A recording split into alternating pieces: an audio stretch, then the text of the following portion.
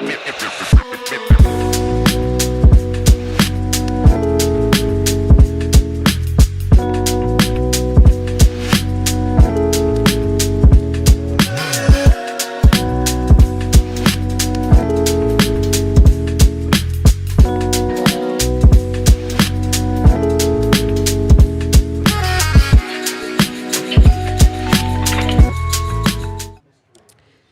first game under Sean Payton, whose teams averaged 27 points per game in season openers throughout his career, scored just 16 points as they fall to the hated AFC West rival, the Las Vegas Raiders. 17-16, the final score out of Empower Field at Mile High. Hey, guys, thanks so much for joining us for the Broncos postgame show. I'm Alexis Perry, joined by Super Bowl 50 champion Todd Davis, and, of course, Jake Schwanitz, who joined What's us up? from the Buffs pod. How you doing, Jake? I'm great. I'm happy to be here. I'm excited. Well, I would have been more excited. You would have been more excited. It's nice to see you in Broncos gear. Of but course. Yeah, today was not the kind of post-game show that we were hoping to have, obviously, with the Broncos taking an L to the Raiders at home. Guys, I know a lot of fans have been tweeting. They're just like, what the hell just happened? Jake, let's actually start with the rundown of this game. Break it down for us. What just happened? Oh, man. It was a slow game. Both these teams gained near the similar amount of yards. Vegas gained 261. The Broncos gained 260. Broncos had 6 drives. Vegas had 7. We start off with the onside kick, which is a nod to, I thought, to whatever the Super Bowl was, Saints versus Colts, when they came out at halftime. I mean, brilliant call. Caught them off guard. Love it. And then you mess up right at the, I guess, Right at the line. end. Yes. And that's where it all starts. The Raiders drive down the field on the short field. They score a touchdown. Jacoby Myers. A guy we didn't talk about hardly at all week. We did not account for Jacoby Myers. It's 7-0 at that point. Broncos get the ball. They drive it all the way down the field. They got it from their 14. You know, Russ is making plays. Run game was kind of going. It was nice to see Javonte back out there. That drive ends with Lil Jordan Humphrey getting the first touchdown of the season. First quarter comes to an end. Vegas has the ball. They drive down to the Denver 5, and they have, you know, they're threatening to score a touchdown. Yeah. The defense holds them to a field goal, scores 10-6. Oh, go back. We missed the extra point on the touchdown after Jordan Humphrey scores. Lil Jordan Humphrey scores. Don't you guys worry. Then the Broncos get the ball back. They don't really do much with it. They pick up a few first downs. They end up punting just after they cross midfield. Vegas gets the ball back. Again, don't really do anything. They were deep in their own territory. They get just to their own 26 before they punt. Broncos get the ball with 2:30 left in the half. They get aided by a pass interference call that moves the ball 17 yards down the field. Yep. Then Russ hits Cortland Sutton from 5 yards out for the touchdown. We come out of the half. Broncos get the ball. Can't really get anything going. They do get down to the Vegas 37, where Will Lutz from 55 yards misses the kick. Vegas gets the ball back. They manufacture another kind of awesome drive. They start at their own 45, go all the way down to the Denver 6. 3rd and goal. Alex Singleton gets the pick and an interception. Tip. Yep. K-Jack came down. That's pick, right. That's right. Yeah, okay. And then the Broncos get the ball back. Again, another nice drive. They drive it all the way down there. It's a 1st and goal scenario. They can't punch it in, have to settle for a field goal. Score at this point, 16-10. Then the Raiders get the ball back. They have a few big plays to Devontae Adams, Austin Hooper as well, and Jacoby Myers. They knock in the pass from 6 yards out to Jacoby Myers again. Yeah. 17-6. Broncos go 3-and-out after that. Vegas has the ball starting with 5 minutes left in the 4th quarter, and they end up kneeling on the ball. Not Game's what over. we want to see. Lost by 1 point. You know, Sean Payton was just on the podium, and he said that we did not make enough plays. Todd, I think it's safe to say that is correct. Yeah, throughout the entire game, there wasn't enough plays made. And it really felt like a slow game. Like you said, like 260 yards versus 261 yards. That's not a lot of offense. It was a pretty slow game. Felt like both teams were able to drive the ball down the field pretty successfully. It felt like we had hope in this game. I know a lot of times last year, if we were down by 7, I'm like, oh, it's over. Right. You know what I'm saying? Yeah. -1, moving to the next one. It didn't feel like that in this game. But at the same time, I do feel like there were a couple penalties that aided us, that made us feel better than we actually were playing. I feel like there's a lot of stuff that we need to do to correct on the defensive side of the ball, on the offensive side of the ball. We can be a lot better than we were today overall. For sure. Do you guys see a drastic difference? I mean, I know the scoring just 16 points doesn't seem different really from the Broncos that we've seen in years past. But was there anything that stood out to you today that you're like, wow, that team is different than the teams that we've seen in years past here? I mean, offensively, they were able to, pick up first downs and keep moving the ball. It's just punching it into the end zone and hitting your kicks, really. I mean, Sean was scheming guys open for us. Like, there were easy throws out there for him. I mean, he finished 27 to 34, like a great completion percentage, but only 177 yards. Couldn't get down the field, no explosive plays. So, I mean, it's a functioning offense. It's just not explosive at this point. Yeah, and we talked about, like, before the game, like, he was going to allow Russ, like, to not think as much as possible. And we saw that. There was a lot of times as soon as he lifted his head up, he was throwing the ball right then and there. He was, whether it was Cortland or Marvin Mims was open from the side of the play. Like, the ball was going to him no matter what the play was. And it worked, and it works well. It didn't account for many yards, but I think it worked really well. Now, what I do see is I feel like the offense is elevated from last year, and I feel like the defense kind of took a little bit of a step back. I think last year's defense at this point was playing like maybe a higher caliber, and I feel like we need to get back there. But I feel like as far as the offense, we definitely look better than we did last year, and it gives me hope that throughout the year, I think we'll continue to get better and allow Russ to take more shots downfield versus some man coverage and really get guys wide open. Yeah, how many sacks in this game? I know heading into this game, the Broncos' offensive line was a huge concern. Can they protect Russ? Can they give him enough time? To me, Russ he was fairly clean when he left that field here a handful of minutes ago. I think Max Crosby only got to him once. Tillery got a sack too. Tillery got a sack, so he was sacked twice. But I mean, safe to say that's an improvement from kind of what we were expecting a little bit from this offensive line. Correct? I mean, just look at TFLs though. I mean, the only TFL the Broncos had was that Zach Allen one at I think it was the last drive on that second down. And then the Raiders, they have 1, 2, 3, 4, 5, 6, 7 tackles for a loss. Like they were getting in the backfield. They were able to make plays and kind of make it harder for the Broncos offense. Defensively, I mean, they picked on Damarri Mathis, of course, but overall I thought they were fine. But just fine. I can't go better than that. Yeah, let's actually stick there on the defensive side of the ball a little bit. Damarri Mathis, he was somebody who, when you're playing opposite Pat Surtain, you're going to get picked on. People obviously know Pat's a lockdown corner. Don't go on that side. But, I mean, Pat played extremely well, not shocking whatsoever. But are we worried at all about Damarri Mathis at this point, or is this too early in the season to be worried about a guy like that? It is early in the season, but I will say it is going to be a long year because he's going to get a lot of footballs thrown his direction because of how good Pat Surtain is. And also Justin Simmons. You don't want to attack the middle of the field because of how good Justin is. You don't want to attack that other side because of Pat Surtain. Damarri Mathis, man, I feel like you're a good player, and you just got to be ready for the challenge every single week because they're coming at you, whether you have a good week or not, because for teams, they're going to feel like that's their best option. So overall, I don't feel like the defense played bad. I just didn't see anything like I loved. There wasn't many plays where I was like, ooh, that was amazing. Alex Singleton, of course, was great in coverage, which we knew he could do. Pat Surtain, I thought, one-on-one was doing a great job against Davante Adams. He had the one holding penalty, which was, I don't know, they're going to give it to the offense every time. I feel like it was, it could have gone either way. But he played a really great game. And after last year and all the smack that was talked after with Davante Adams, it was great to see him step up in that kind of way. Yeah, let's take a look at Davante Adams. His final receiving, he had 9 targets, 6 receptions, 66 yards, averaged 11 per catch. Obviously stayed out of the end zone. That's the kind of game that you want to see from Pat Surtain. Yeah, I mean, he played well. The catches that I remember from Davante, a lot of zone coverage. I mean, they were hitting guys, in between, that second and third layer of the defense, out routes, stuff like that. Like, it wasn't just, bombs and Davante Adams just taking the ball and running all over the field. So, overall, I think they did a great job of corralling him, and Pat obviously played pretty well. But just not enough great defensive plays, really, besides that, the tip from Alex Singleton, the pick from KJ in the end zone.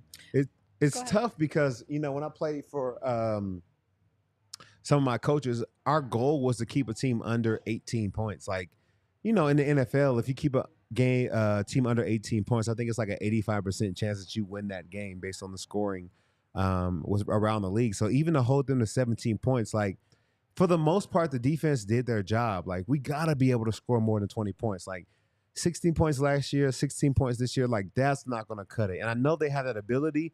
We just need to see it, man. And I know we're missing Jerry Jeudy. Yep. That's our big playmaker. That's the guy that's going to get the ball down the field for us, score a lot of touchdowns. And we're missing him a lot. But I can't see another 16-point game. I think 16 is my least favorite number right now. Is 16 your least favorite number, Jake? By far. What was the stat last year? If they scored 18 points, they'd be like 11-6 or something. Crazy. It's so crazy. Same thing week 1. What is going on? Yeah. How much did you see the absence of Jerry Jeudy on display here? Oh, today, massive. Jake? There was no explosive offense from this team. I mean, the running game couldn't really get going. They had some, nice runs, but it wasn't a great game by any means. Javonte only had 52 yards. He did average 4 yards a carry, and Samaje averaged 5 yards per carry too, but nothing explosive, and that's what you need. That's what Jerry brings. Yeah. I feel like Samaje had a few runs that, while they maybe aren't labeled explosive, like, a 12-yard carry, 15-yard carry, like, I feel like he had a few plays where we really got to see the Samaje Perine of the past of like, okay, now I see why the Broncos wanted to bring this guy in. Yeah, I mean, both of them together, they're going to be a good tandem. I mean, they almost cracked 100 yards together. Yep. So they definitely had I feel like a pretty good day. There was one in particular where Samaje was met with linebacker 41 in the hole. Should have been a tackle for loss. Yep. It was a nice stiff arm and turned it into a 10-yard gain. So you definitely see that power back that he is. So I think once the two of them get together and are able to have good games and be able to put together 110, 120-yard games combined, I think the Broncos team is really going to benefit from that and really be able to play off the back of those two backs. So they had a good game, but I just want to see more. I just want to see them keep developing. I want to go back to Russell Wilson here for a second, given the fact that, like you mentioned, 27 of 34, 177 yards, 2 touchdowns he threw, passer rating of 108. Is Russ back? Was that the quote unquote? I mean, 177 yards. It's hard to say yes, but did we see him taking steps in the right direction this week? Where it's like, okay, the revenge tour is underway, or did he look the same? Kind of looked the same to me. I mean, he ran it that one time and fumbled it. Got bailed out by an illegal contact penalty. He's just not willing to use his legs like he used to when he was in Seattle. And with this offense today, it was a lot of like Sean Payton is the reason why he had such an efficient day. It wasn't Russ going out there making tremendous plays, in my opinion. So I think the jury's still out. I'm not saying he's back after today. You took a big, deep breath, like, before you asked that question. Like, I think everybody can feel the heaviness of that question. Like, everybody wants to know when Russell Wilson will be back. That's why. And when he can play the way we know he can play. I will say that this is better. This is better than last year. It's not great, and it's not prime Russ, but it's not sit in the pocket and get sacked 5 times Russ either. I will say that sacked by Tillery, I will put that on Russ. They blocked him up pretty nicely. And instead of finding Cortland, who was trailing over the middle, running a drag, he decided to kind of take a little bit of time, and then he ended up taking a sack. So he's not prime Russ, but he is definitely better than he was last year. And anything that's better than last year, I feel like is a step in the right direction. So I'm taking it one game at a time. On the Russell meter? What was it? Maybe Danger Witch? Danger Witch, maybe? Danger Witch. I'll take Danger Witch right now. Danger Witch is kind of low. That's 2 out of 5. Oh, maybe Danger Russ. We're going to put him in the middle. Yeah. Thanks, yeah. We'll try again. We're sorry we just blew your ear holes out on this one, too. Because we know that this one gets complaints. I like that. Yeah. Okay, we'll so he's smack dab in the middle. Was there anything to you, Jake, that really stood out with Russ where you were like, I like that. I want to see more of that moving forward. He seemed pretty decisive. Like, he seemed comfortable in the offense, like able to execute what Sean was asking of him. It's just he wasn't able to provide, anything extra as a player, his athletic ability, deep bomb, some improvisational. Yeah. I feel like the deep ball, we all talk, like, I feel like that is Mr. Unlimited to like Hall of Fame Russ is when we see him scrambling out of the pocket and just going deep with it. And I just wonder, like, what did you hear this week, Todd, in terms of why the Broncos? I mean, I understand Jerry Jeudy's not out there on the field, but like they have other playmakers. They have guys who can get open deep. You know what I mean? Like Marvin Mims, he can use his speed and be that guy. So like, why do you think we didn't really see that this week? I think it just wasn't there, to be honest. I think Just that wasn't there. until Marvin Mims and Brandon Johnson make a name for themselves in the NFL, teams aren't going to fear them. So Cortland Sutton's going to be double teamed. Marvin Mims is going to be one-on-one, but they have to just take some of those shots for those guys to earn the respect of other defensive coordinators to be able to allow more field and space to be opened up. Right now, nobody fears our young guys, even though we know that they're talented. Yep. I think guys feel like they can take them one-on-one. And so really one-on-one, I don't think the shots were there. And like we talked about before, a lot of the shots were really decisive. A lot of the shots were quick throws. There was only like 4 or 5 times where he really sat in the pocket and, had to like make decisions. Yep. Sean tried to take that off his plate and allow him to just go to Manhurts quick, even though Manhurts couldn't break a tackle, or go to some of our wide receivers very quick and just make plays quicker. I see a couple people chiming in here. They're asking about Greg Dulcich, Caden Stearns. We'll get to that here in just a second. But Todd, you're a Breck Brew guy. You've been sipping on him all evening, eh? Yeah, I have the fun one, the soon-to-be DNVR one. Shout out to Breckenridge Brewery. They're the best brewery in town. They can't be beat. We love to get our sip on every now and then, and so this night it's a beer night. It's a beer night. I don't know. We're a little bit. I don't think it's time for shots. We're a little sad. Yeah. We want to, boost our mood a little bit, so we're doing with some Breckenridge Brewery. And Breck Brew has been a beer for any occasion, and there's no better way to watch a game than having a Breck Brew. They have been doing it for 32 years. They cannot be beat. They are made with 100% renewable energy. You got to try some of the favorites, which are Mile High City Golden Ale, Christmas Ale, the Buddy Pass, the Avalanche Amber Ale, Vanilla Porter Jr., the Broncos Country Pale Ale. Really, there's a lot of great Breckenridge Brewery that you can't miss out on. So come and sit with us, man. Everybody take your brewery, your beer. Let's take some drinks. Let's relive this for one night, then get on to the next game, and let's watch our Broncos do much better. We're literally going to relive this for probably more than just this night, though. This is at least to Tuesday on the pod, probably just breaking this down minimum. So. Yeah. I know. Well, what I'm looking forward to is next week already. Mm-hmm. And I know there's going to be some great lines there from Bet365. Of course. Shout out to Bet365. CU was disrespected. Oh, yes, I did Wow. pretty well yesterday, Did you? if I can say so myself. Did you want to tell us how well you did? I'll just save that one for another day. Okay, but pretty well. But shout out to Bet365. They've got an amazing promotion going right now. If you just deposit $10 and bet $1 on anything, bet it on Sunday Night Football tonight. Bet that $1, something that'll cash quick. Win or lose, they will deposit $365 in bonus bets into your account. So make sure you guys check them out. And sign up today. You'll get $365 in bonus bets when you bet just $1. Whatever the sport, whatever the moment, it's never ordinary at Bet365. Must be 21 and older and physically located in Colorado. Please gamble responsibly. If you or someone you know has a gambling problem and wants help, call or text 1-800-GAMBLER. I will do that immediately. No, I'm kidding. I want to switch over a little bit to the defensive side of the ball just because, we're kind of going back and forth a little bit. But defensively, I think the lack of pressure on Jimmy G today was pretty appalling, given the fact that we'd gone from, wow, this Broncos pass rush is worrisome, to damn, these guys are lights out. I cannot wait for the regular season from what we saw in preseason. And then today, they were pretty non-existent. There's 3 quarterback hits, 1 tackle for loss, no sacks recorded. So what happened to the Broncos pass rush? They're not going against the Broncos online in training camp.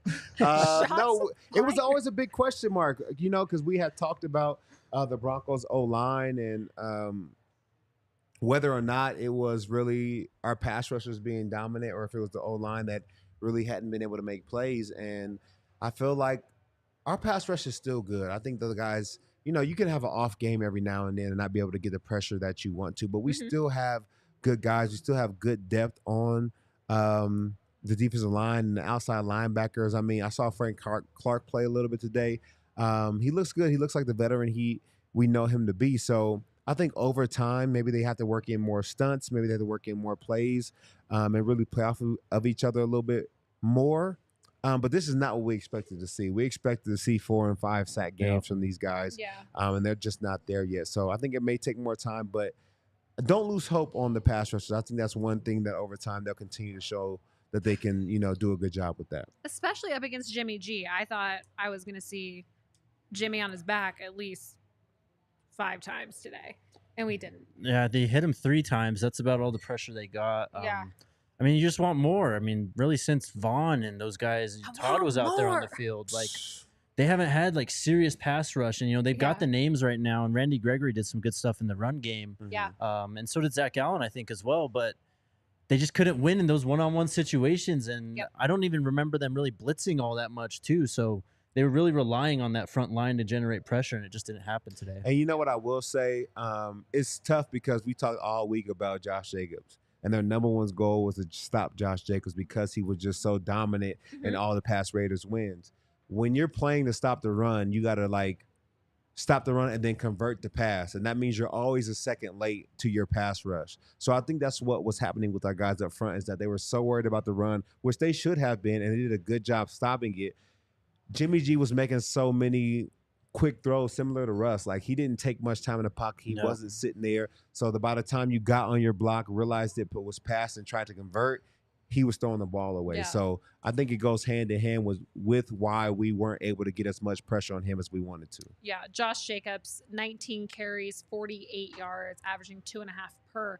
I mean, could you draw up a better stat line from the Broncos fan perspective for Josh Jacobs? I don't think so. No, I mean, that's exactly what we wanted to see. As a team, they held them at 2.1 yards per carry and 61 rushing yards. Like, that's the recipe to win. And honestly, it just comes down to making kicks because they had the recipe to win today, and they should have won this game today. If they just make one of those 2 kicks, we're in overtime, or they just outright win. Yep.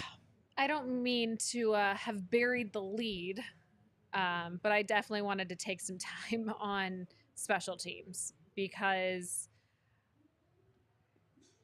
to miss an extra point and a field goal attempt in this game when the Broncos lost by 1, I know for a fact we're going to hear the name Will Lutz in the media all week long. I'm sure. I can't wait to hear when Zac Stevens calls in a little bit what Sean Payton had to say about this. But this is heart-wrenching, gut-wrenching, whatever wrenching you want to talk about. Like, we were not expecting to see this from Will Lutz. So I guess this is kind of like one of those, like, how do you talk special? How do you talk about missed kicks? But this is an issue. It is an issue. It was an issue, I think, when you made the decision to move on from Brandon McManus. I mean, where did he go today? 5 for 5. Oh wow. Oh. Sorry, I looked that All up. right. Great. Quickly. Thanks. Yeah, he was 5 of 5 today. No. I mean, he knows how to kick in that stadium. He knows how to kick from distance. Yeah. He didn't, I guess, have a great year last year, and that's why they made the decision. But this is why you don't move on from good kickers. Yeah, because clearly it is the difference in this game. I mean, Todd, when you were watching the game downstairs with your beautiful wife, what was the reaction like? I think we were both sick to our stomachs. I think we've just been here before. We know how close these AFC games. I think one of our 6 keys to victory was kicking and screaming. Kicking and screaming. You said it. Will Lutz had to be perfect, or everybody's gonna be screaming at the television. And right now, either if we have 1 point or 3, we either tie the game or we win it. Like, it's too close. Yeah.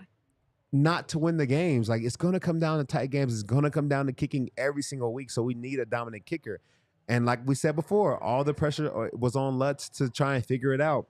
Sean brought this guy in. I know that's his guy, but we needed you tonight, and he didn't show up for us. Will Lutz has had a history, though, of missing kicks. So I'm still trying to figure out, I mean, again, Broncos, I bleed orange and blue through and through, but I'm trying to figure out what the thought process was in parting ways with a guy like Brandon McManus and bringing in a guy who's struggled as of late. And also primarily an indoor kicker in New Orleans. Like, he didn't have to deal with, a stadium like this. I mean, it was fine weather today wise. I know it rained a little bit, but I don't remember it being super windy when it was windy at the start of the game. But I mean, you got to be able to do that. It's the NFL. Like, that's the point of being a kicker in the NFL. You make the big kicks, you make your extra points, you do what you're supposed to do.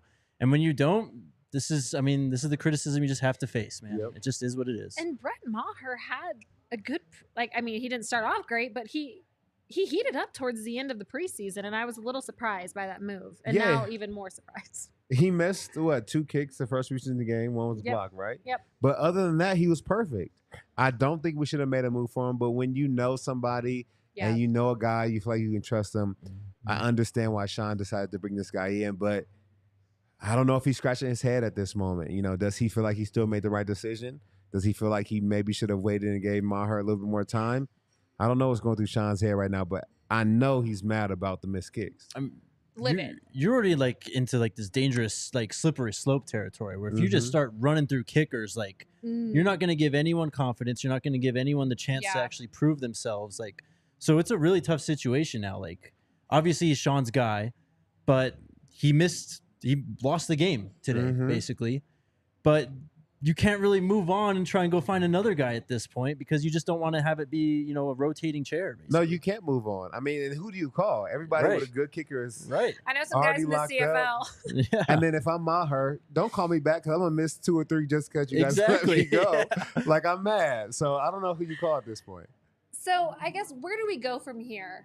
And it's only week 1. I don't want to make it seem like the sky is falling. Broncos lose by 1, but I think it's the way they lost and who they lost to that is putting such a sour taste in our mouths. Todd's been shaking his head since the minute he came upstairs.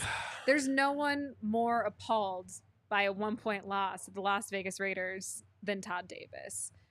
Todd, what's the feeling in the locker room right now? I think most guys would rather get blown out than to lose by 1 point because you can look back at so many plays and say, if we just did this right, if we just got 1 more yard here, if I just broke this tackle, if we just made that 1 field goal, it's too close and you feel like you were so close to making it happen. I think that everybody's mad. And then they were in this same spot so many times last year. You know, you get a new head coach, you get a new coaching staff, you get new players all around you. You feel like, okay, this is our year to change things around. You come out, you have kind of a similar performance than you did last year. You're like, well, damn, like, where do we go from here? You know what I'm saying? So a lot of guys have question marks. And, you know, a lot of it is like, you know, it is the first game. We got to calm down. We got to relax. But football is 90% mental, man. And I feel like with those guys right now, everybody's questioning what they're doing, how it's getting done, if we have the recipe to win. And, you know, they want to know.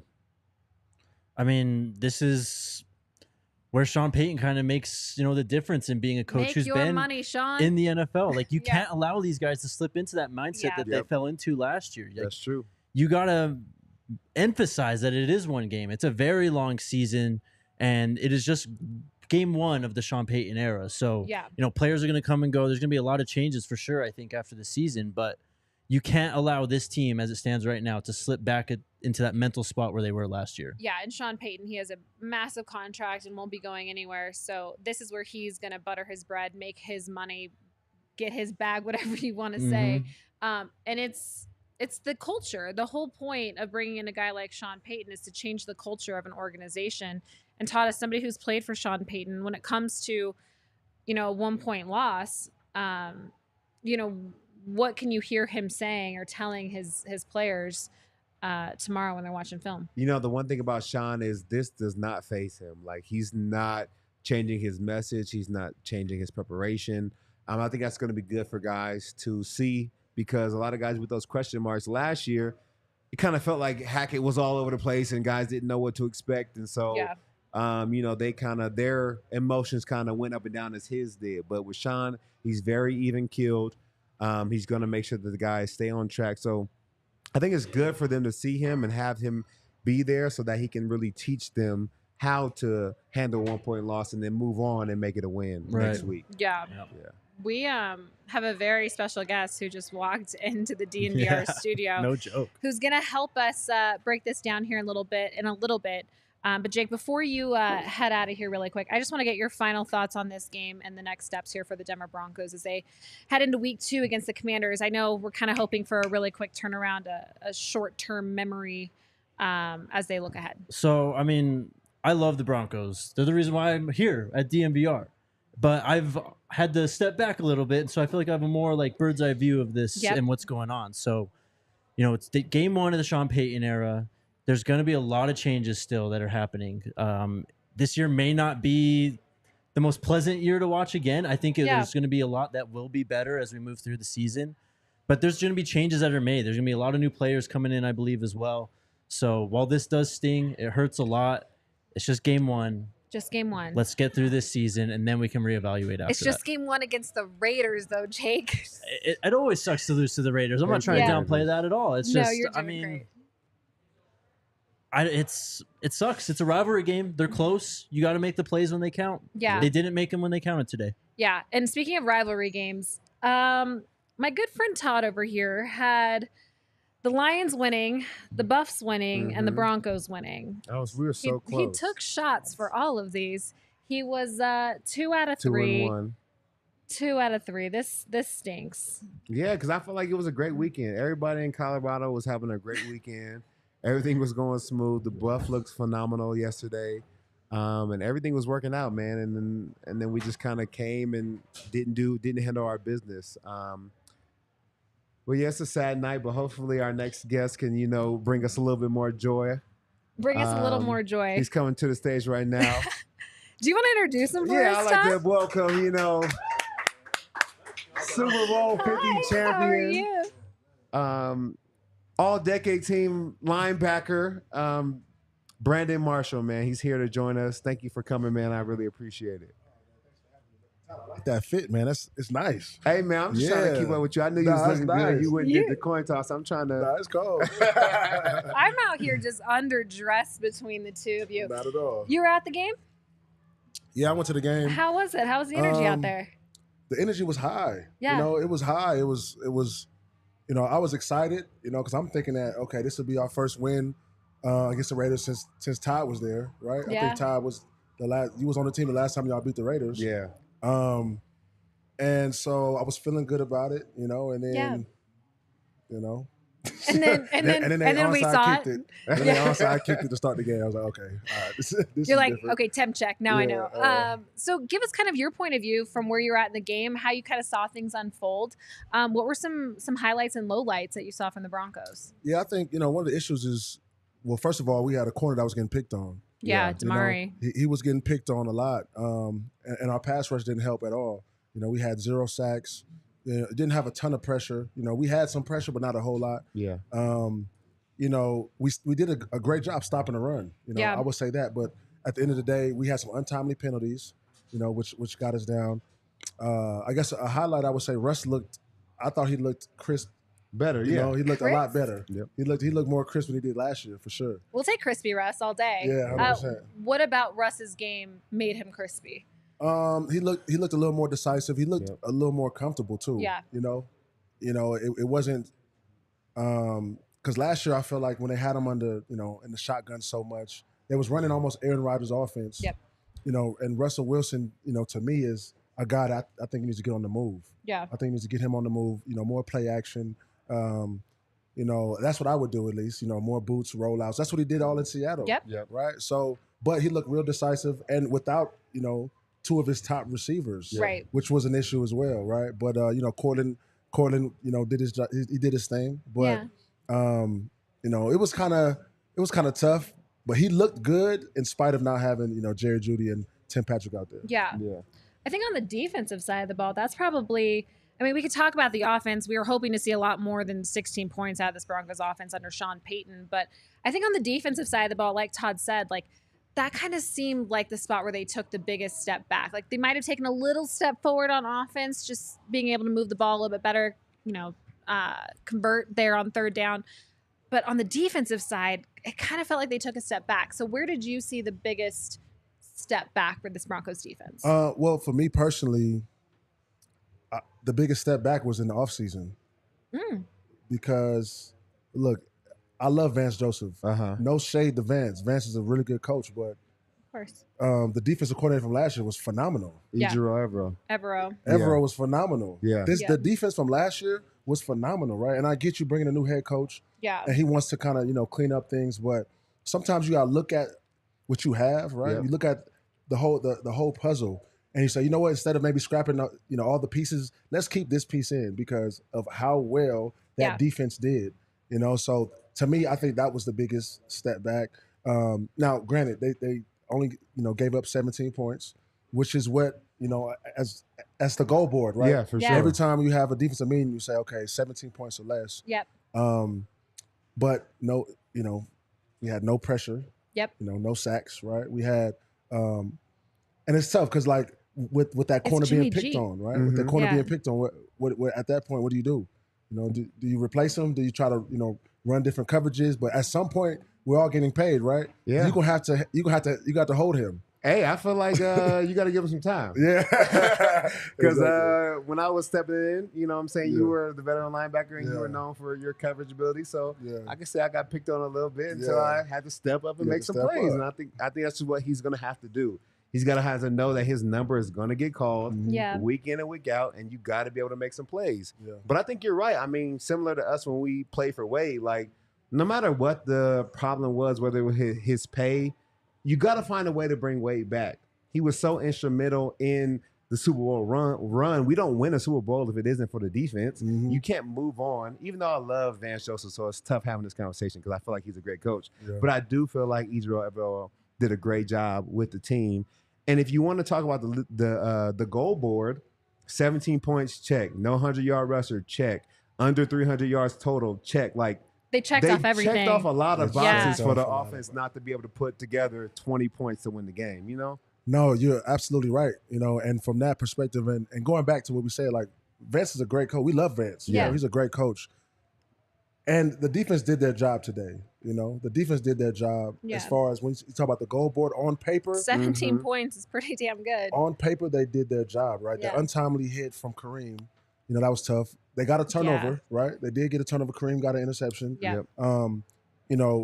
Going back again to, us not having a real potent or high octane offense for 8 years now. Yeah. Yeah. It's been a very long time, right? Now, I guess we gotta give him a little grace because he's playing with backup receivers, Yeah. essentially. But Javonte Williams looked pretty good. He did. He right? looked solid. He looked Yeah. good. So going back to Todd's point, you got to give the kid some time. Yeah. The corner, right? He got picked on a lot. He got Totally. picked on, and hopefully when Jeudy comes back, and hopefully Marvin Mims can step up. Hopefully some guys that can really step up and find ways to get open Yeah. for us. Let's talk about things that this team can build on, because I think, like you just said, the run game, we see Javonte Williams, he comes out, he looks good. I mean, I think at the end of the day, that was the one big question mark heading into the season, was like, oh my gosh, Javonte Williams, please just be okay. And he looks great. Samaje Perine looks like a really good acquisition right now. Jaleel McLaughlin, he was somebody who I thought we were maybe going to see more of today, and we didn't see him a ton. But overall, I think in a Sean Payton offense, they're going to run the ball. We're going to see them going back to that and pounding the rock more and more as the weeks come in and out. So what did you like about that Broncos run game today, and what do you want to see them build off of? Yeah, I liked it. It seemed like it was effective, right? Yeah. The offensive line seemed, like they was, better coached, right? They were well coached. I saw some nasty a little bit. It's funny good. because I coach high school football, right? So I talked to them boys about, you got to have some nasty, right? And a lot of kids ain't got no nasty, but I felt like I saw a little bit in there today because you have to run the football, I think, to control the clock, Yep. right? To keep the defense on the, on the sideline, to help out Russ, right? It brings the safety in the box. Yep. It opens up play action and the potential for, for other things, right? So I loved what I saw out of that. I wish we could have capitalized more. I would love to see the third down percentage offensively. I don't know, what the third down percentage I'm sure was. I could look that up. Right. Hold But on. I think I did hear that they only had 1 3 and out, which and that was at the end of the game, right? Yeah. Untimely. The worst time to have one. and Oh untimely. my Lord. Yeah, that was pretty bad. So for the Raiders, they were 5 of 11, 45% on third down. The Broncos, the exact same. 45%. Yep. That's not bad though. Yeah. You obviously you would like to see that percentage higher. You know what I mean? But I'm loving what I see, from the run game, right? If you could play good defense and run the ball well, which is what we did our Super Bowl year, right? Yeah. And we won the Super Bowl. Now, and today, would that win the Super Bowl? I'm not sure because our defense was extremely elite. we turned the ball over, or we got turnovers a lot. Right? We got a lot of turnovers, which helped a struggling Payton. You know, it's tough to say that, right? Struggling, struggling paid me. It It's the sounds like an truth. oxymoron. Like, It's is the that truth. even possible? Yeah. But I think you're 100% right, man. I think the offensive line, they did have a little bit of nasty to them. They looked much better in the run game and passing game. We talked about in the pregame show about maybe chipping or having double teams on Max Crosby. There wasn't a lot of double teams, and he really wasn't a dynamic factor. Yes, he had 1 sack, but he wasn't a game wrecker. Mhm. They really did good. I mean, we had 96 yards rushing with between the two backs. Defense played well. Like, talking about all these points, it like Yeah. makes you realize how close we were to Yeah. actually having like a positive game. Yeah. And if we can build off of the good things, which are the running game, the defense overall, I think maybe Russ has to have a couple more yards. He was very, very good with his completion percentage, but I just don't think 177 is going to cut it. Was he timid? 177 is not going to cut it. Yeah. Wow. Yeah, that's not going to cut it. Absolutely not. You know, and especially, you know, if we speak about the elephant in the room, they paid him so much money. 177 would never cut it. Yeah. You know, for the amount they paid him.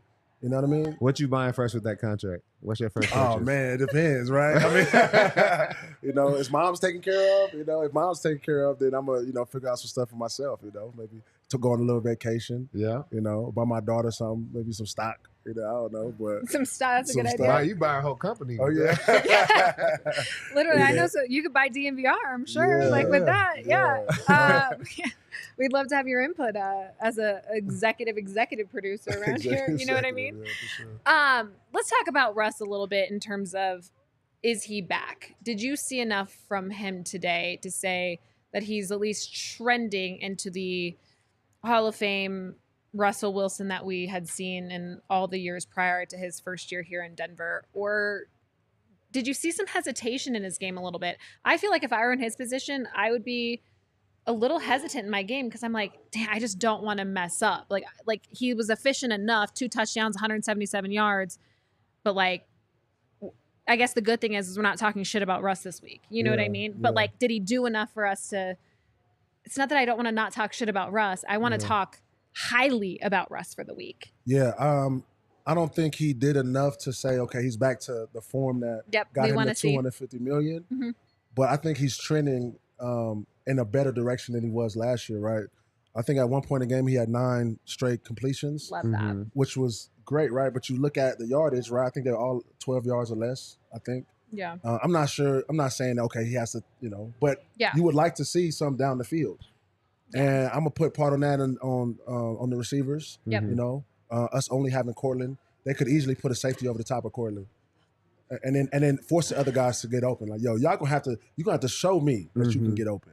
Is there something to be said though? Like, this is the NFL, and the next man up mentality of like, okay, you might not be Jerry Jeudy or Tim Patrick, but like, you need to be Jerry Jeudy or Tim Patrick. You need to play at that level. Because at the end of the day, this is the NFL. There's a reason why you're here. Like, is there something to be said with, okay, even though it's not Jerry Jeudy and Tim Patrick out there, that Marvin Mims, Brandon Johnson, like these guys have to step up because that's the league you're playing in. Absolutely. I mean, you look at Todd, right? Todd was predominantly special Exactly. teams, and then our starter left, and then he came in, and then he played well enough to get paid, right? That's Right. just the name of the game. Yeah. If you have to step up, or you're gonna get replaced. You know, it is what it is, right? For sure. So yes, they're not Jerry Jeudy, yes, they're not Tim Patrick, whatever. But at the end of the day, hey, look, you're in the league. We brought you here for a reason, and if you can't rise to the occasion, we're just gonna find somebody else. Right. Kick you on out of here and find somebody new. Find somebody new with I like got a some lot Breck to- Brew. Well, I got a lot to say about that. Let me tell you about our friends over at Breckenridge Distillery. It's the official bourbon of the Denver Broncos contest. They have the Ed McCaffrey blend versus the Alfred Williams blend.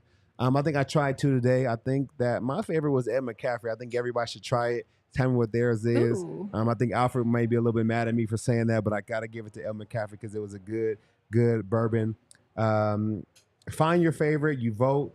Go to BreckenridgeDistillery.com / bourbon of Denver Broncos to vote and really tell us who your favorite bourbon is. You know, you have the opportunity to win 2 tickets to the Breckenridge Bourbon Whiskey Suite for the Broncos versus the Chargers game, which is December 31st, which is going to be a great game. right before the beginning of the year. You can't beat it. So go check out the Breckenridge Distillery. Go to BreckenridgeDistillery.com/bourbon of Denver Broncos and tell us what your favorite is. I hate that this is the bridge that came to mind, but unlike the Broncos, if you need to win, I know, I hated that. That's the first thing. Sorry, Adam, it's the first thing that came to mind. If you need to win your case, if you need to sue, you know what to do. Smash the 222-2222 to set up a consultation with our friends over at Backus and Schenker. When you get hurt, Backus and Schenker, they are absolutely here to help, and they win for Colorado families. They've been here in Colorado for more than 25 years, and they're free until they win you money. So there's no upfront fee to speak with them about your case. There's no fee while they work on your case, and there's no fee unless they win you your case. So if they win money, you win money. Backus and Schenker, they've won over $1 billion, which means they could only put like a slight down payment on the Broncos, really. They've won over $1 billion, though, for their clients, and they're serving everybody from Denver, Aurora, Inglewood, and Fort Collins. So you guys know they have a strength and power to win your case. More than 30 lawyers and 100 people on staff. If they can't do it, no one can. Backus and Schenker, they help with all kinds of injury cases where you were not at fault. Car accidents, motorcycle, rideshare, pedestrian, trucks. They can help even if you're injured at work, which I do have a work injury from way back in the day that I think I might call them up on. It's like 5 years old, but is that a little late? No, it's actually with the abs. I fell on ice and smacked my back super hard. I broke my tailbone. So I should have smashed the 222-2222. Backus and Schenker. If you have a case, find out if they can win it for you for free. Backus and Schenker. I feel like the reads are way harder after a couple of Breck brews. Breck brews definitely make it a little harder. There's a little bit of a slur to the. We got it done. Good job. Speaking of injuries, I do want to talk about a couple of big ones here today. The first one, Caden Stearns, the safety who was listed as a co-starter there for the Broncos with Kareem Jackson. He was carted off the field with an apparent knee injury. That's not good. That is not good. It makes you realize why they were so insistent upon signing Kareem Jackson, because Caden Stearns has had injuries since he was at Texas. He had that hip injury last year that kept him out for most of the season. But to see the guy go down, I mean, he didn't even make it through the first half of the first game of the season. This is heartbreaking for the Broncos. Yeah, and it sucks because they were so high on him. I mean, even being with Justin and talking with him, he just pointing at Caden like that kid can play. Like, I'm excited for the player that he's going to be. And I know he was going to be a big part of this Broncos defense because of Vance Joseph and how many different packages he puts together where Caden's in, K-Jack in. They may both be in at the same time. Like, he's really a good coach and good coordinator to have so many packages. So it's a big loss to the Broncos. I mean, they've been, bit a little bit by the injury bug. I don't want to see it anymore. B, what's your biggest thing as far as guys being injured? Like, what's your message to the team right now about guys stepping up and how guys need to be better to make plays? Yeah, man. Injuries happen.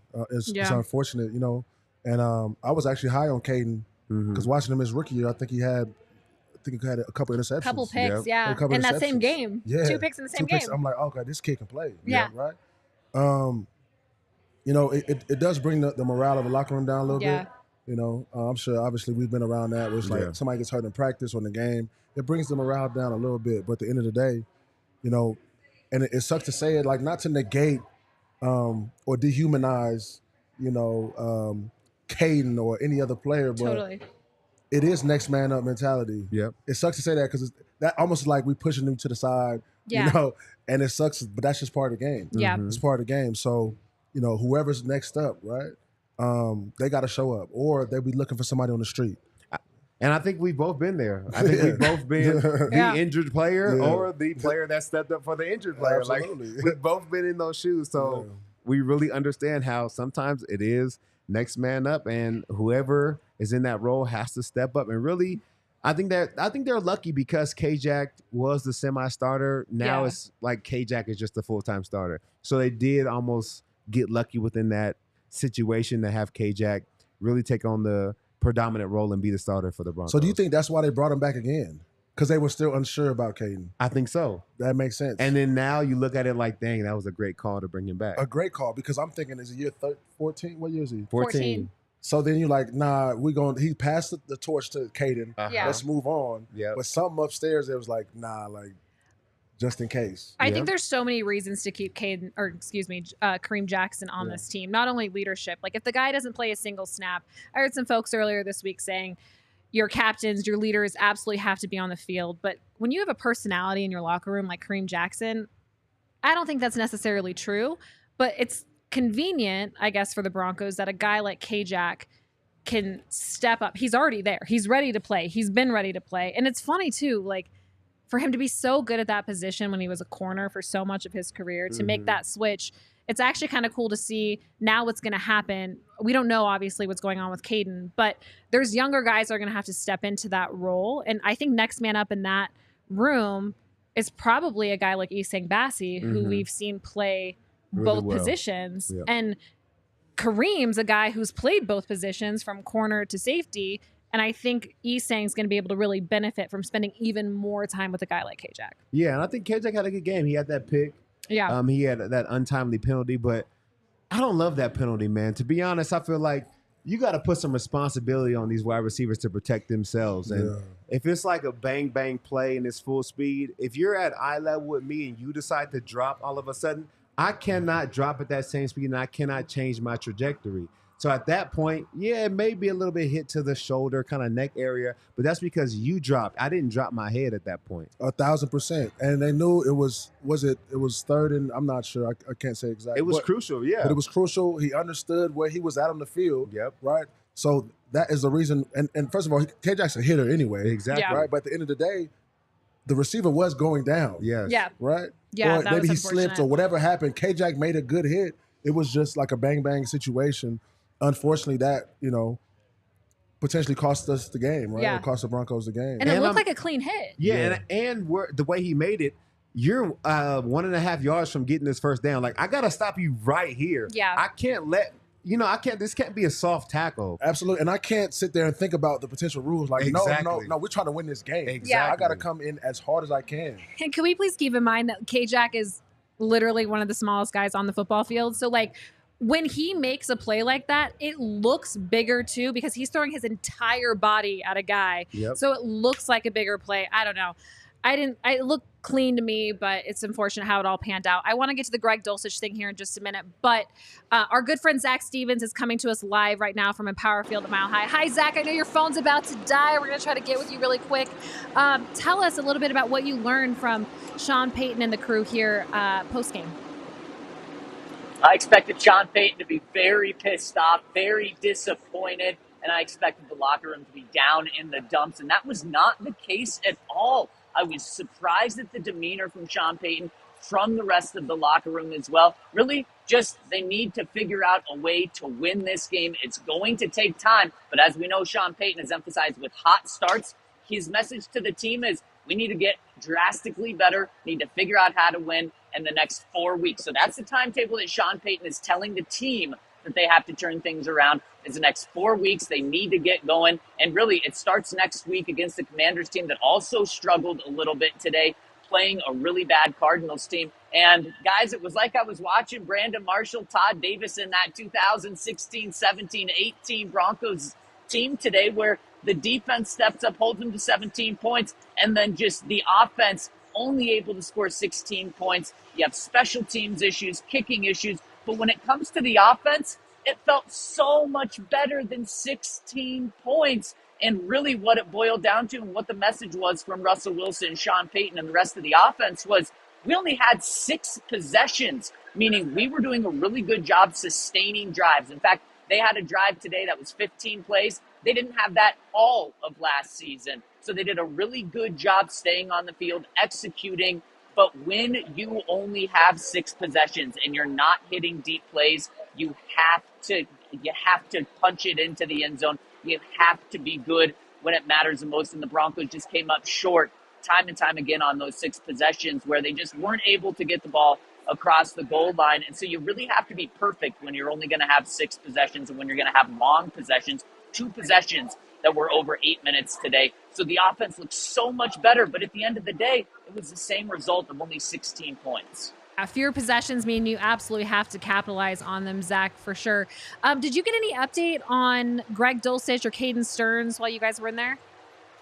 No, Sean wouldn't give any updates, but it does look like a serious knee injury from Caden Stearns. That was pretty clear just how frustrated he was. I'm not sure if they showed it on the TV, but immediately, right when Caden Stearns went down, he took his helmet off, he threw it in the air, he was visibly upset. I believe I saw tears coming off his eyes when he was coming off on the cart. He knows it's bad, and his teammates, when you talk to Justin Simmons, Kareem Jackson after the game, you could tell that they just knew it was a very serious injury, and you just feel so bad. This was supposed to be Caden Stearns' breakout season, but the good news is they do have Kareem Jackson there, who played a hell of a game, a really unfortunate penalty there at the end of the game. Kareem said that's just a bang-bang play. He thought he got his his shoulder pad on him. He did not mean to have any dirty type of hit, but he is thinking of Jacoby Myers because that was a scary situation there at the end. Yeah, overall, I'm not sure all the guys that you guys were able to talk to post-game there on the podium. Any major takeaways from the player perspective? Again, I'm just surprised, especially this offense, especially when it comes to Mike McGlinchey, Russell Wilson, the leaders of this offense, how optimistic they are. It really is only the first week of the season, but I think to a fan's perspective and people that have been watching this team for a long time, it's like, here we go again. Sean Payton's in town, and we still can't get more than 16 points. But inside, they do see the progress that they had. Russell Wilson was incredibly sharp in the first half, 17 for 19, one of those incompletions being the spike near the end of the first half. 2 touchdowns. He looked fantastic, but he had 4 completions to Javonte Williams, 4 completions to Samaje Perine, 5 completions to Adam Troutman, all very short gains. At some point, you got to look down the field. At some point, you have to capitalize on these big plays. I can only recall one time when Russ looked deep, and that's when Cortland Sutton drew the defensive pass interference there at the end of the first half. And you just need to continue to capitalize on looking deep, because these dink and dunks, it was successful just to an extent. So the Broncos offense has to get a lot more explosive. And I do want to see Russell Wilson start running the ball more. He did a great job. He looked very mobile behind the line of scrimmage. He ran around, bought a lot of time for his wide receivers. He did a great job there. But at times I want to see him take off.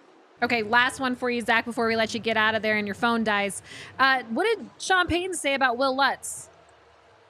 Yeah, he was surprised by Will Lutz, and it's inexcusable. And this one comes down entirely on Sean Payton's shoulders.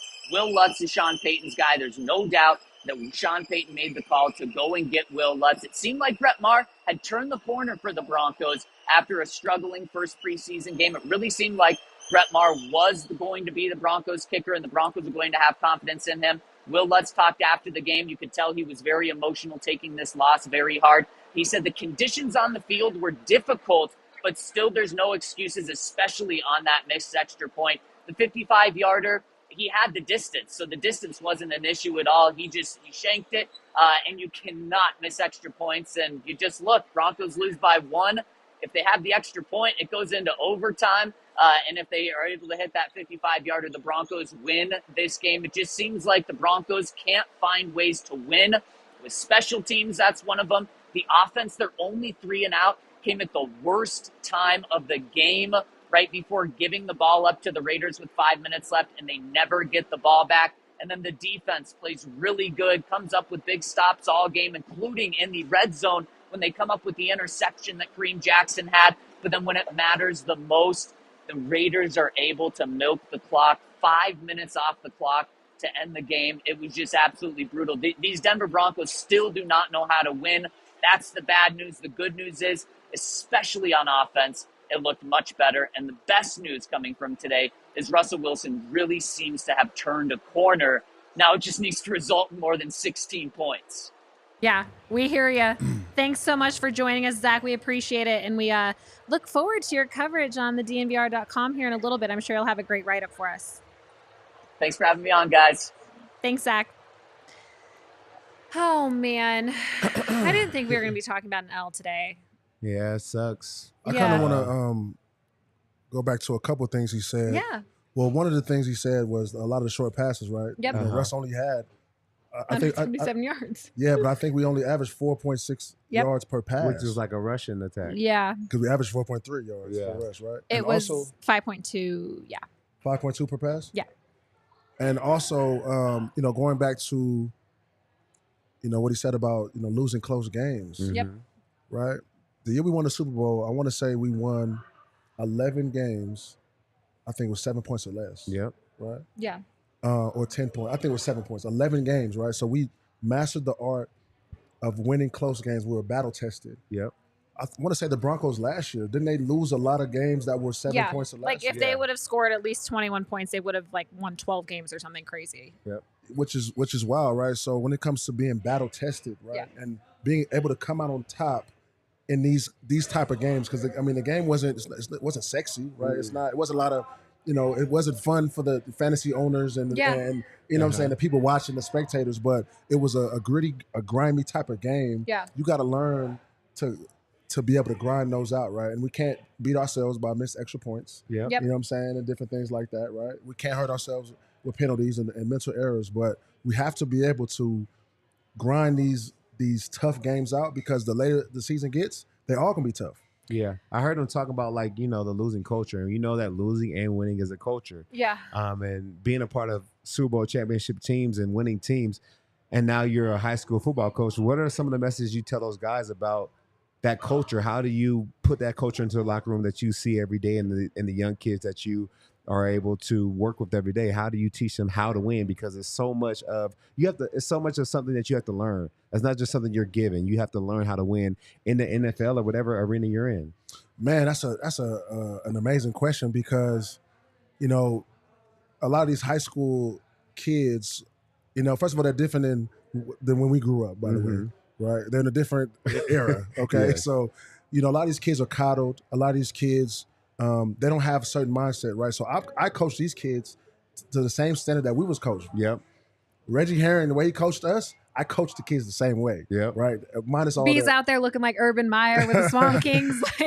minus all the the cussing them out and all that stuff. But if I got to get on them, I get on them. Right. I grade them the same way. Yep. That we were graded. Yep. Because I feel like I'd be doing them a disservice, right? Because not all the kids want to play college football, but a lot of kids want to play college football, right? So I'm like, okay, I'm gonna treat you like how they treat you in college. You're setting the standard. I'm gonna set the standard. Yep. And so one thing I didn't like with our coach last year, we would have a bad practice or mediocre practice, right? And he would get up in front of the kids and say, you know what, guys, that was pretty good today.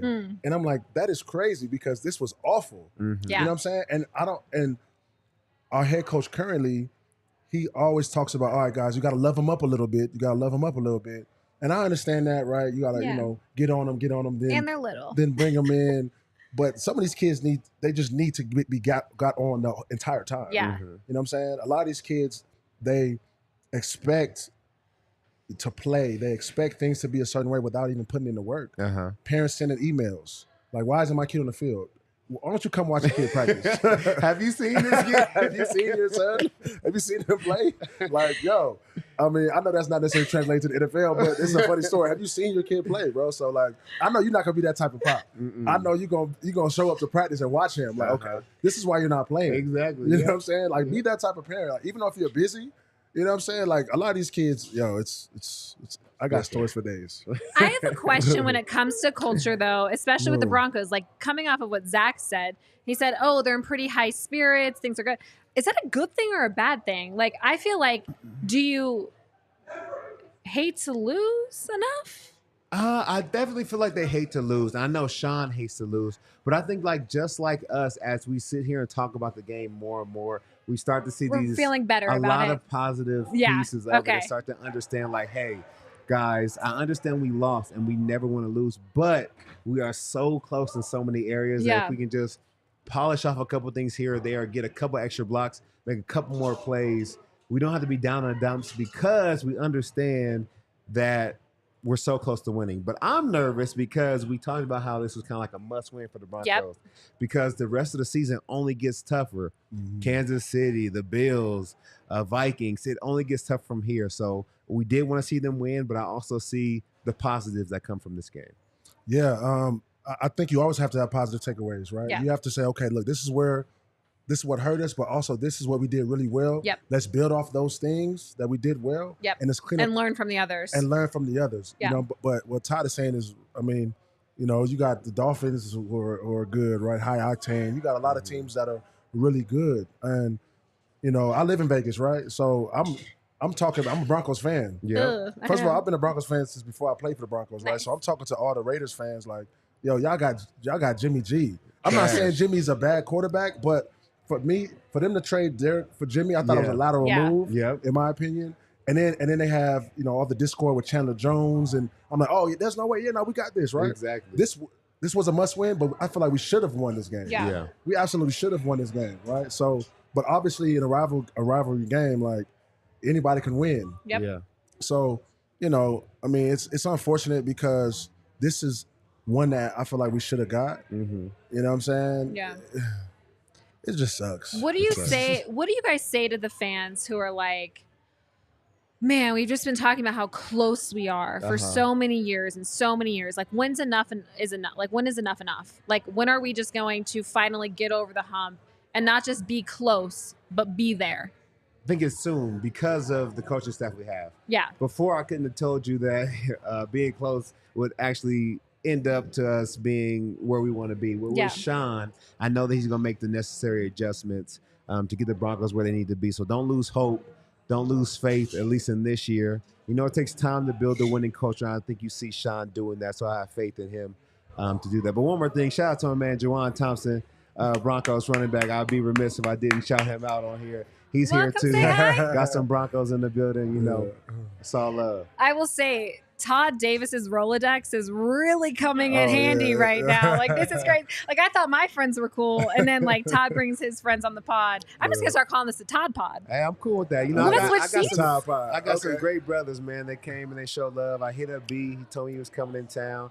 Came out, showed love. So I appreciate you, man. Came out here icy, trying to make us all literally can't even see right now. Never we got been lights more from this underdressed. camera. We got lights coming off the ice. God, and you know what's crazy? Like, you know, I'm a friend that I like to show up for my guys. Yeah. Right? And it's my birthday today, by the way. It's your birthday. Happy birthday, my man. Happy birthday, and he's here with us. What I mean by, like, I could be doing anything else at this moment. Yeah. But I was like, you know what? You know, Todd, first of all, Todd been like hitting me up for a while, right? We just ain't been able to connect as far as doing a show. Yeah. But then I'm like, you know what? You know, I'm gonna show up for him. I don't care if it's my birthday. This is my dog, right? I'm gonna show up for him. So. Well, you guys are gonna turn up after, right? Yeah, we got to. We got to, man. That's a must. Yeah, for sure. At least have a drink. At least have a drink. Y'all drinking already. I mean, I'm behind. Do you want some Palisade Peach? I'm not really a beer guy, but you know, okay, we got some breakfast. I do want to try. I know your phone been ringing off the hook too. It's your birthday, man. Oh no, it is ringing off the hook. So we appreciate your time. We appreciate you being We here. do. You know, speaking of that, we're gonna get to Shady Rays because the future is bright here in Broncos country, according to these two guys. So that's what we love to hear. And then we'll get you out of here after a few questions. How's that sound? You guys can start turning up a little bit. Sounds good. Our friends over at Shady Rays, you guys know that you guys can use the code DNVR for 50% off. They are an independent sunglasses company that offers a world class product that's just as good as any expensive pair we've worn. Durable frames and extremely clear optics for outdoor adventures. And that is not all. Shady Rays, they offer the most insane protection in all of eyewear. Like, this is a crazy deal. Every pair of sunglasses is backed by a lost and broken replacement approach, which is crazy. They will replace, even one day after you purchase them, if you lose or break them, they will send you a brand new pair, no questions asked. So wear your Shady Rays with confidence because they have your back after your purchase. You guys can exclusively, for our listeners, head over to Shady Rays. They're giving out their best deal this season. Go to shadyrays.com. Use the code DNVR for 50% off. It's 2 or more pairs of polarized sunglasses. Protect those eyes. I will say mine are burning right now, probably because I don't wear my Shady Rays as often as I should. They hurt right now. So Shady Rays, 5 stars by over 250,000 people. It's a lot of people who wear Shady Rays. I love it. You hear? Yeah. Let's get to some questions so we can get the birthday guy out of here. Oh, God. Mile High Sing, we are cursed. Our defense was horrible. Too many penalties on defense, and obviously Will Lutz cost us the game. Different year, same results. I don't think the defense was horrible though, but it wasn't. But I would say this though, our pass rush could be an issue. Yeah. Yeah. If we don't find a pass rush, that's going to be an issue. Yeah. No problem. You know, I mean, the Raiders O-line is actually pretty decent. Yeah. You know what I'm saying? Which is why Josh Jacobs was able to run so much last year, right? But if we don't find a pass rush, that could be a problem. We got Frank Clark. Yep. Is he more of a third down specialist? I think so now. He was projected the starter, but Jonathan Cooper has come in and kind of, I guess, outplayed him and has become the starter. So I think he's our backup / third down, veteran. Yeah, I mean he's proven. For sure. You know, Randy Gregory is an athletic guy off the edge. Yeah. Right. So we just got to find it. Yeah. And I won't say that we're cursed, but sometimes I do think like, what is kind of hoodoo voodoo is going on? I mean, Hoodoo voodoo. guys are getting injured. We're not really playing at the level that, of course, the Broncos and Broncos country is used to. Yeah. So I don't think we're cursed, but whatever hoodoo voodoo is on us, I think it's wearing off, and we're gonna start to get into some good years for sure. It's been 7 years since the hoodoo voodoo was placed on us. Russ and his spirituality, I'm sure, but he's trying to cleanse the place. He got to cleanse it. He's in there with some sage, just sage in the place. Take some time, man. I absolutely love it. Okay, we got a super chat over here from Rick Isador. He said, "Trust the process. Great fight. 16 more." I could not agree more with you, Rick. This really is a process, and when you think about the number of different coaching staffs that these guys have seen over the past few years, of course there are a lot of new players in the building, but from an overarching perspective, to go through this many changes from the coaching staff perspective, and there's only two Marcus Dixon and Christian Parker on the defensive side of the ball are the only two returning coaches this year. Like, I feel like we all just need to be a little bit patient, trust the process as this team kind of gets going. Thoughts? I think it's true. I think it's tougher with Deion over at CU with 1 year in, and just the program has completely changed, and now they're a top 25 team. Yeah. So I think everybody is expecting that to be the case for the NFL, but I do think it's a little bit different. I do think it takes a little bit more time, so we can be patient. 16 more to go. We're not in a terrible spot. I think we'll be better from here on out. He also had 80 new players up there in Boulder. Yeah, I mean, you can't do that in the NFL. Yeah, I'm sorry. We can't just get all the transfers from, the Cowboys. The portal doesn't exist. Just come over here and just play, and we're going to pay all of you. No way. Yeah. It don't go down like that. Okay, our friend Mile High Singh is back. Only positive is Russ looked amazing! ! He was accurate, sharp, and always made the right decision. Sean stopped throwing and ran the ball more in the second half. I think that it was like a good balance. I think that overall was a good balance between the run and the pass. Both were working well. I think, like we said, there weren't many deep shots, but the short shots were there. His accuracy was there. We missed a couple shots that we needed on third down, but I think it was a good balance overall. Yeah, I agree. I mean, because at the end of the day, right, the goal is to get in, third and short. If we're averaging 4 yards a carry, right, and then we're getting in 3rd and 2, and that's third and manageable, as offenses say, right? It's third and manageable. In the NFL, I think that's big time. Yep. And so, granted, could we have thrown the ball more in the second half? Maybe, but at the end of the day, I feel like the game didn't even dictate, because we was there all the way to the end. Yeah. Yep. So it didn't even dictate us having to throw the ball necessarily more in the second half. Yeah, and you talk about 3rd and 2, like we know as like defenders, like that 3rd and 2 playbook is large. What? 3rd and 8, 3rd and 9, 3rd and there's not that many plays. They only got like 3 or 4 of them on tape. We know what they're gonna run. But when you're in 3rd and 2, you're really in the best position to win. And I think throughout the game, that's where we were. That's why the game plan felt good for the most part. Yeah, and we were 45% on third down, right? So I mean, 3rd and short is 3rd and manageable, right? It's tough on the defense when it's 3rd and 2, 3rd and 3. They can do a lot right now. Yeah, you know what I mean? And so. I think the game or the play calling wasn't bad. It wasn't so much the situation; it was the timing of things, right? Like it was just bad timing, of course. Okay, last super chat here. I think. We got 2 more. Sorry, thanks you here, keeping me honest. Mo Reese, pass rush can be creative to generate pressure. Plus, they'll get Browning back in a couple of weeks. Facts. I'm worried about the other DB spot. Yeah. I'm worried about the corner as well. Right? Yeah. Now we know Surtain is a bona fide elite. He's elite. There you go. Perfect. He's elite. You know what I mean? I'm worried about the other corner spot as well. Now you can create pass rush, right? Creative pass rushing, you would hope to not have to do that when you pay a guy like Randy Gregory. Yeah. You know what I'm saying? You bring a guy like Frank Clark in. Uh-huh. We can always create more, pass rush opportunities, but we pay a guy to win his one-on-one matchup a lot, right? Yeah. Just like, and I'm gonna keep going back to it.